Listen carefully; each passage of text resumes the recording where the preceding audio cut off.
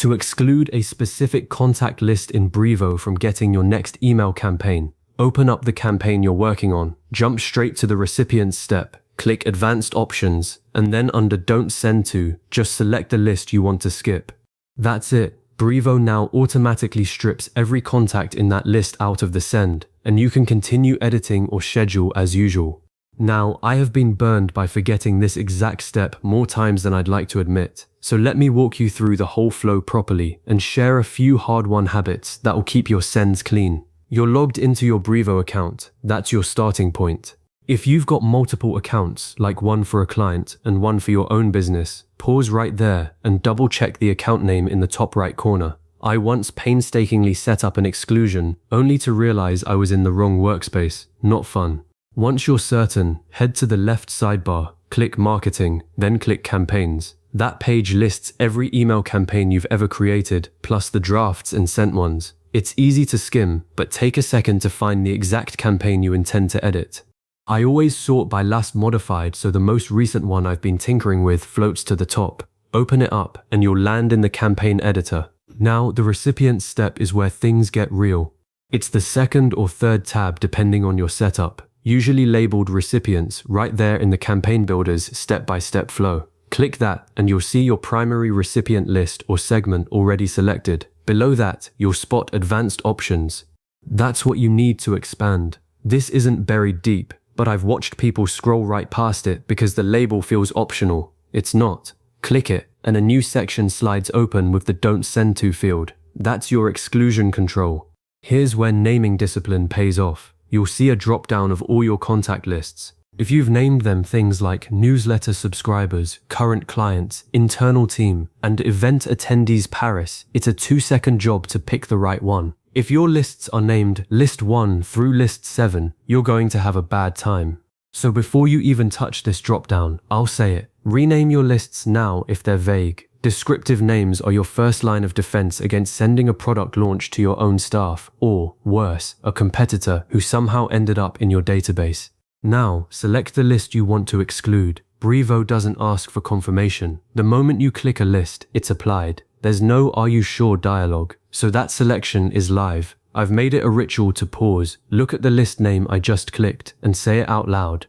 Silly, but it works. One time I accidentally excluded my VIP customers from a flash sale because I was clicking too fast and picked VIPs instead of unengaged. You can guess how that went, so slow down right here.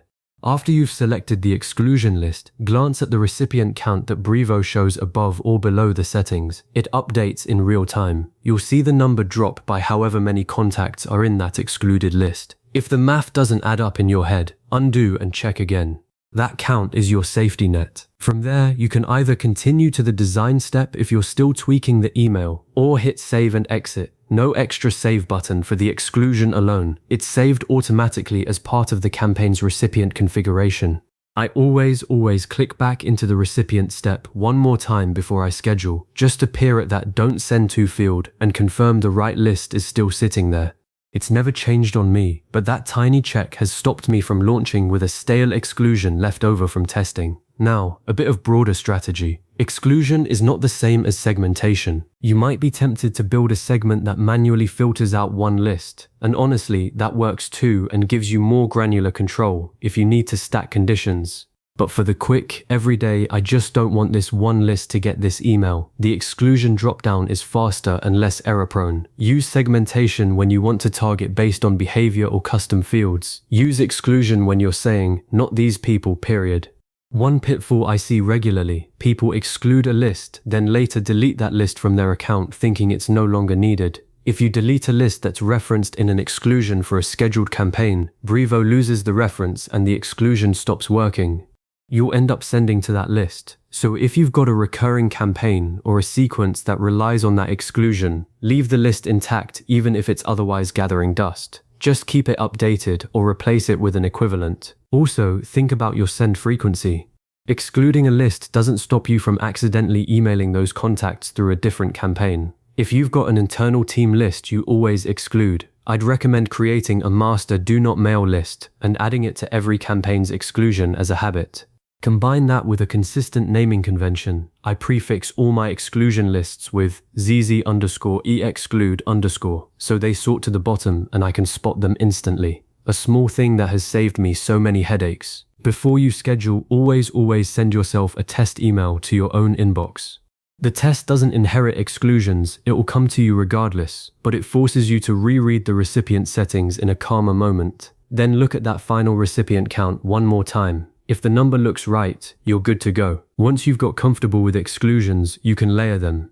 Say you're running a re-engagement campaign. Exclude your active buyers list, your internal list, and maybe a no-mail suppression list all at once. Brevo lets you pick multiple lists in that don't send to field.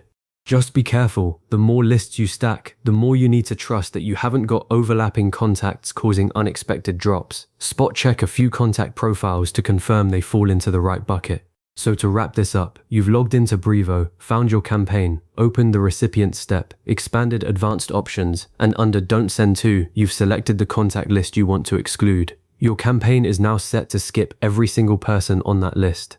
Give that recipient count a final review. Maybe send one more test, then either schedule or send. That's the whole workflow, and once you make it a checklist item, you'll never blast the wrong people again.